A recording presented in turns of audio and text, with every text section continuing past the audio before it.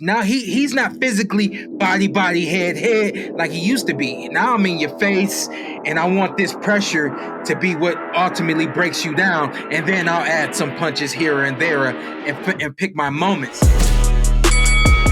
Welcome back to another edition of Fighting Words. Carlan Gay sitting in for the great Carissa Maxwell, who just got married. Clap it up for Carissa. Wedding was phenomenal. I'm still recovering from the wedding, by the way. Joined as always by our senior combat writer, Andreas Hale, and two-time welterweight champion, Shawn Showtime Porter. Gentlemen, it's fight week. A lot of questions are going to be answered on Saturday night. Charlo versus Canelo.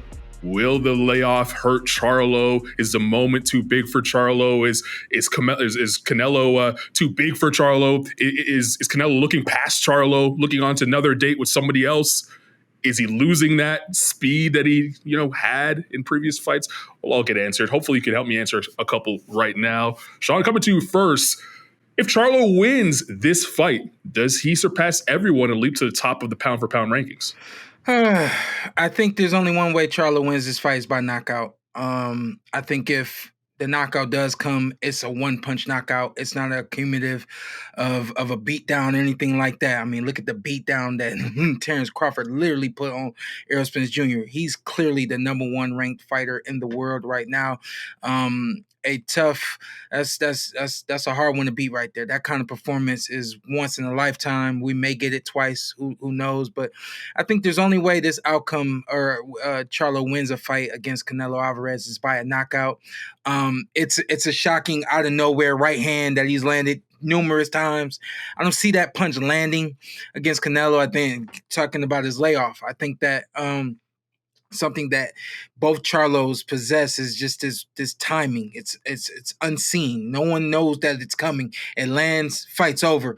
But when you've been out of the ring for 16 months, more than likely that timing is not there the way that you need it to be. Imagine 16 months, but training the entire time you've been out. He hasn't been doing that. He's gone through injuries. He's gone through personal situations. The list goes on. So, saying all that to say, I think it's a long shot expecting that big punch to land, that big right hand to land.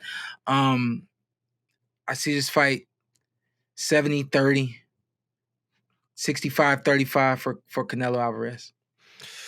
Yeah, look, man, Terrence Crawford beat the brakes off of Errol Spence in ways that we have never seen two high-profile fighters in that kind of a matchup in that one-sided of a beating.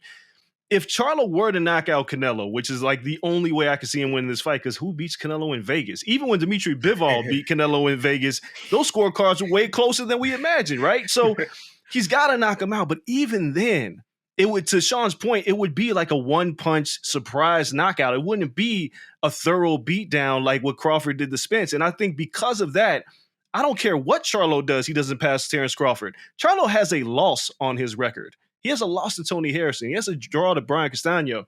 He's moving up 2 weight classes. I know a lot of people are going to say, well, shouldn't that make him the best pound for pound?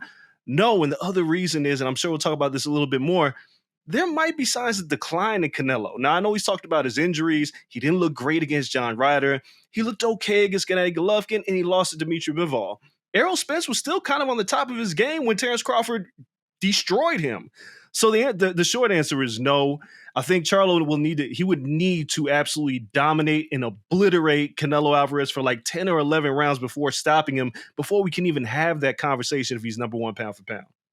Going into the fight, for reference, our senior combat editor, Tom Gray, does not even have Charlo in his top pound-for-pound ranking list. That's a list that goes 12 deep right now. It'd be tough for him to even just make it to the top and just crack the list, even with a victory. Andreas, coming back to you, which fighter needs this win more? We just talked about, the slim chances that both of you guys seem to be giving Charlo, but who needs it more? I got to say Charlo. The reason is that Charlo has wanted this spotlight for so long, right? And this is his opportunity. He's finally getting that opportunity to prove to the world that not only is he good, he's great, and he's a pound-for-pound fighter, but then he can also be an attraction if he beats Canelo. If Canelo loses, he ain't going to lose no money. He's still going to be the biggest star in the world in terms of boxing. He might concede the face of boxing to Terrence Crawford. Wait a second. You don't think a little bit of shine gets rubbed off on the star? Look, man. If Canelo loses, I think it'll hurt. It'll obviously hurt him. But I think if Charlo loses, it's back to the pack in terms of you were never as good as you said you were. Like, then you have to try to go back to 54 to defend your titles, maybe against Terrence Crawford. It might be Terrence Crawford says, I don't want that fight. I want Canelo. I feel like everything that Charlo has built himself up to be at this point, it goes away if he loses to Canelo. Canelo needs it, don't get me wrong, but I feel like Canelo's place is already cemented as a great. And him losing would just be like, it hurts him, but I think Charlo almost disappears if he loses to Canelo. Well, the thing about it is Charlo doesn't really have a high profile right now anyway. I mean, he has a high profile because he's getting in the ring with Canelo Alvarez. Prior to that, your profile is you're undisputed, but nobody even really knows how you got to becoming undisputed. You know, there wasn't these big, spectacular number one versus number two matchups that got you to undisputed. Again, a lot like what just happened right there with Terrence Crawford. Beat me before he got in the ring with Errol Spence, and then obviously we saw Errol's road to success and how he accumulated all of his belts. Charlo doesn't have a name. What am I saying here? Guess what? They brought him all the way to 168 so that he could lose. It's okay to lose this one. You went up 2 weight classes. It's okay to lose this one. You've been out of the ring for 16 months. Guess what? He's not expected to win this fight. The business is not built around Charlo winning this fight. The business is built around Canelo continuing on his voyage to becoming one of the best Mexican boxers of all time, and that means beating beating Jermell Charlo. If Canelo loses this fight, everything he has done plummets because he gets knocked out. He does not lose to the scorecards against Jermell Charlo. Number one, we already know what happens in Vegas, but beyond that, Charlo ain't going to outpoint Canelo Alvarez. That's not going to happen. So the only way he loses is by knockout. If he gets knocked out, that's a big hit on the Mexican community. That's a big hit on Canelo Alvarez, who has done a lot in this sport. Guess what? He's done so much in this sport. He's got so much mileage on him. It's really conceivable to see that he could get knocked out in this fight. You're going up against one of the biggest punchers in boxing right now, and you've got a lot of mileage on you.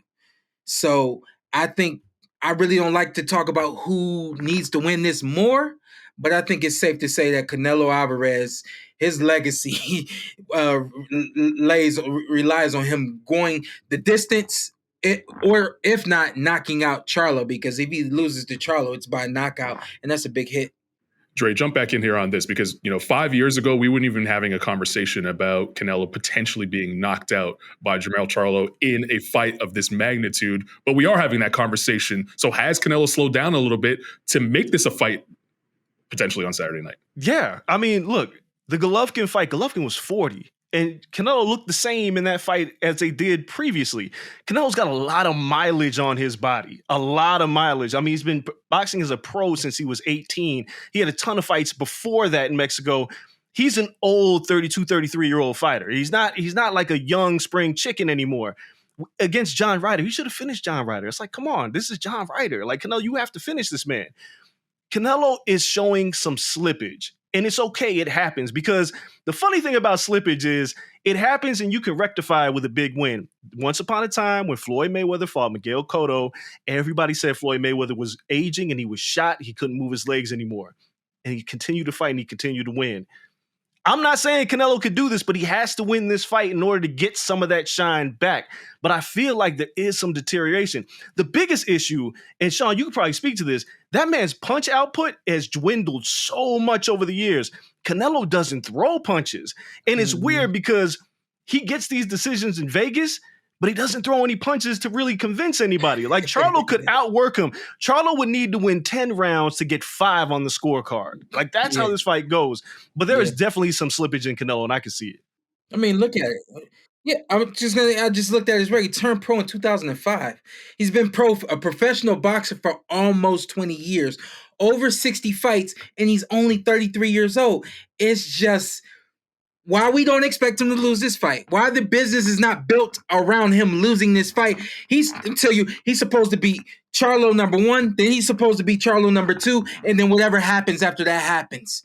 That's the way. That's what's been built here.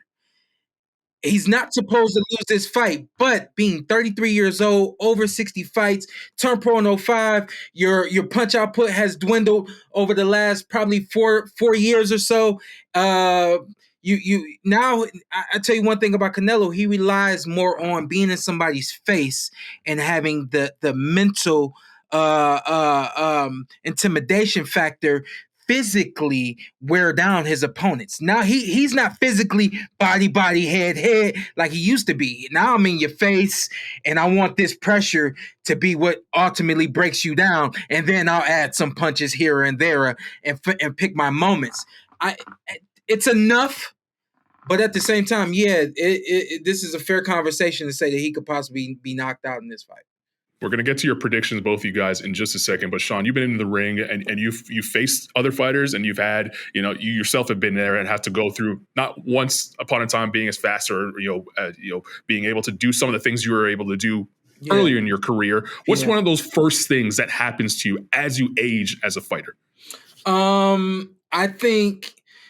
And this is another thing. I mean, I think that there's a lot of narratives around this fight that really haven't been talked about. For me, the first thing that happened to me was I just didn't want to train. I just did not want to go balls to the walls every single day like I had been for years. And it's not a matter of the hunger dissipating. It's just a matter of this is a lot, and I've been doing this for too long. Canelo's been doing this a lot and for so long, but what I've been told is he got away from the golf courses. He's up in, I can't say where at training, or obviously now he's here in Vegas, but he got out of his comfort zone that he had been in. As long as we've been seeing things dwindle and things change and things not being as much as they were, he got out of that. What does that mean? You put yourself in uncomfortable positions and you get comfortable with being uncomfortable, and that's how you become a world champion. That's how you become who he became, and that's a good sign. All right, give me the prediction. How does this fight end on Saturday night, and who's victorious? I give Jermell a chance in the later rounds, I would say 9, 10, 11, and 12, to possibly knock out Canelo Alvarez. I think Canelo Alvarez knocks out Jermell between rounds 5 and 7 or 8, between rounds 5 and 8. I hate making predictions, but that's a hell.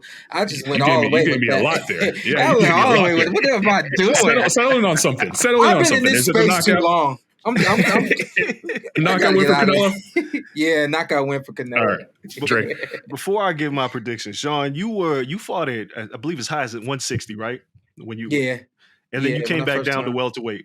Yeah. How do you think the weight gain is going to hurt or help Jermell? Because he's fought his entire career at 154. Now he's fighting at 158. And here's the thing about your weight. Let's say he walks around 175, 180. Probably does. There's a difference between walking around at that weight and having to perform at that weight. He doesn't perform at that weight.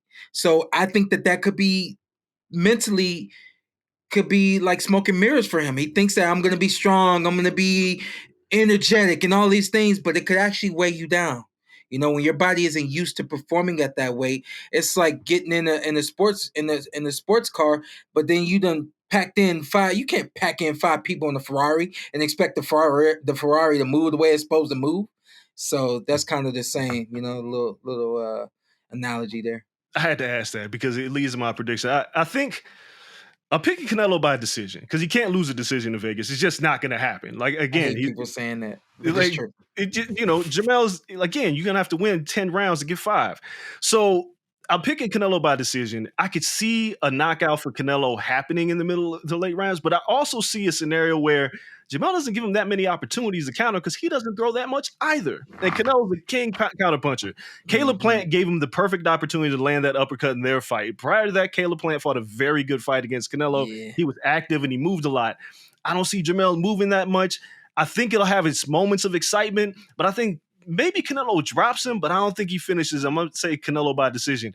Look, man, all the betting people out there, if you're going to bet on anything, bet on Charlo by knockout, because I think it's like the odds are ridiculous because that is literally the only way he can win this fight.